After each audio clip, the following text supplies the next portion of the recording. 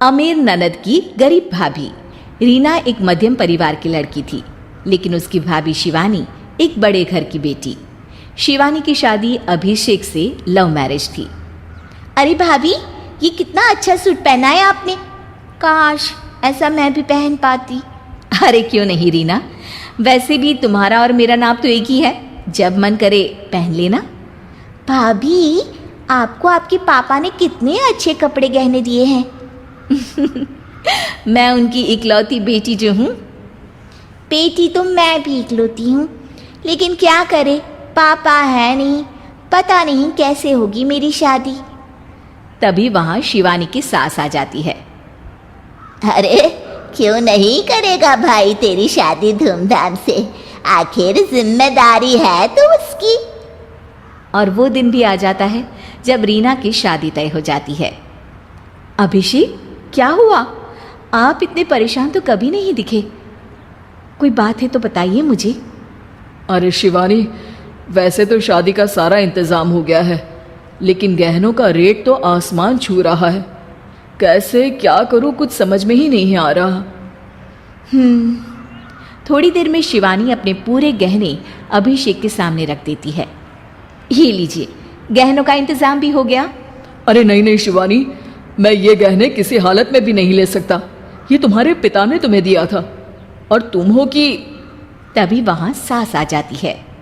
अरे तो क्या हुआ, इसकी तो हो गई ना शादी, अब किसे दिखाने हैं इसने गहने। सास गहनों का डिब्बा शिवानी के हाथ से लेकर वहां से चली जाती है। रीना की शादी धूमधाम से होती है और अब वो बड़े घर की बहू बन जाती है। वहीं रीना की शादी के बाद शिवानी और अभिषेक उसकी शादी के कर्जों से डूब जाते हैं। मैं सोच रही हूँ नौकरी करनी शुरू कर दूँ, वैसे भी पढ़ी लिखी हूँ, आपकी थोड़ी मदद भी हो जाएगी। वैसे शिवानी, कुछ दिन कर लो तो अच्छा ही होगा, क्योंकि ज़रूरत भी है। अब शिवानी भी नौकरी करने लगती है और घर खर्चे में अभिषेक का हाथ बटाती है। एक दिन शिवानी, रीना का फोन आया था, कह रही थी कि आने वाले त्योहार में उसके ससुराल जाना है। ठीक है माँ।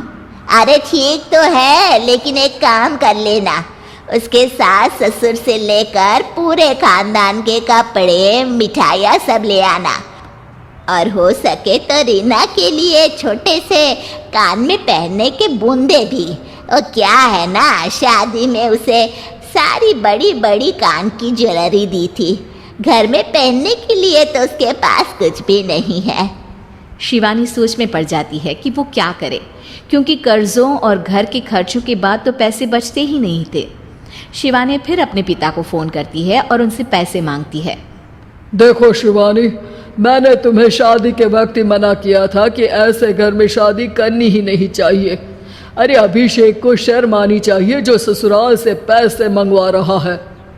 शिवानी को पिता की बात पर गुस्सा आ जाता है। आप मेरे पिताजी हैं और मैं परेशान थी, इसलिए आपसे मदद की उम्मीद की पापा। अभिषेक को तो पता भी नहीं है कि मैंने आपसे पैसे मांगे हैं।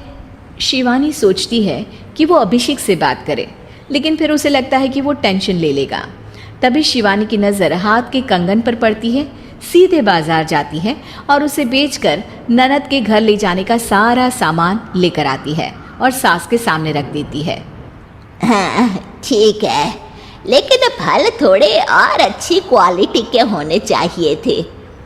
शिवानी कुछ नहीं कहती, वहाँ से चली जाती है।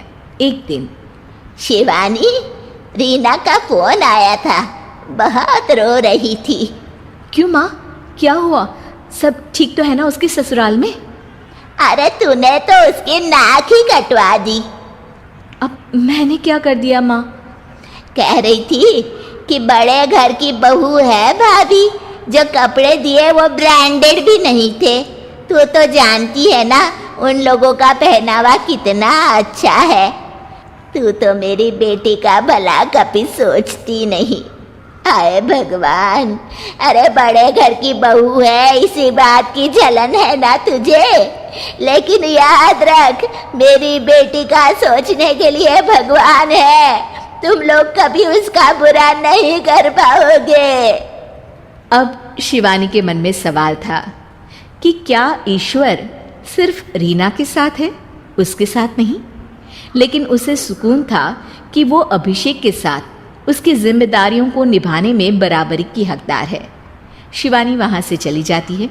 वो सास से कुछ नहीं कहती, क्योंकि अमीर घर की बहू बनकर रीना को भले ही सुकून ना हो, लेकिन गरीब घर की बहू बनकर शिवानी खुश है। क्योंकि खुशी पैसों से नहीं, परिस्थितियों पर निर्भर करती है।